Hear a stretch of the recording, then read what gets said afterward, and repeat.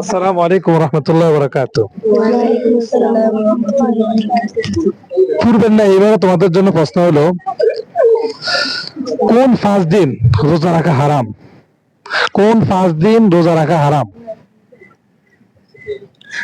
আল্লাহ তালা যে বছরে 365 দিন, এই 65 দিনের মধ্যে আল্লাহ তালা 5টা দিন শুধু বান্দার মেহমানদারি করাবেন।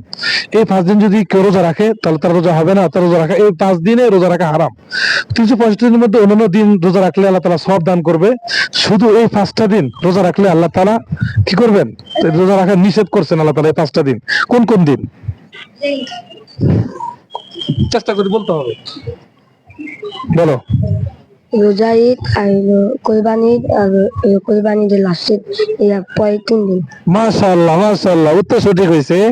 তাহলে কোরবানির 2 ঈদের দিন এবং কোরবানি ঈদের পরে যে 3 দিন আইয়ামে তাশরিকের দিন বলা হয়, এই 5 দিন আল্লাহ তাআলা শুধু বান্দার মেহমানদারি করাবেন, এই 5 দিন রোজা রাখা হারাম। মাশাআল্লাহ, সুন্দর উত্তর।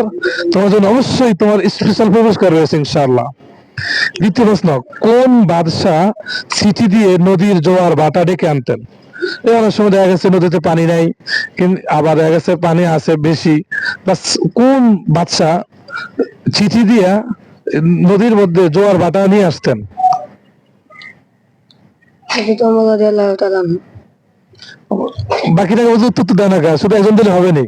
মাশাআল্লাহ, উত্তর সঠিক হয়েছে, হযরত ওমর রাদিয়াল্লাহু তাআলা আনহু। মাশাআল্লাহ। এবার বাকি উত্তর দিবেন। কোন গুনাহের কাজ আল্লাহ তাআলা মাফ করবেন না? কোন গুনাহের কাজ আল্লাহ তাআলা মাফ করবেন না? হ্যাঁ, মাশাআল্লাহ, উত্তর সঠিক হয়েছে, শিরিক।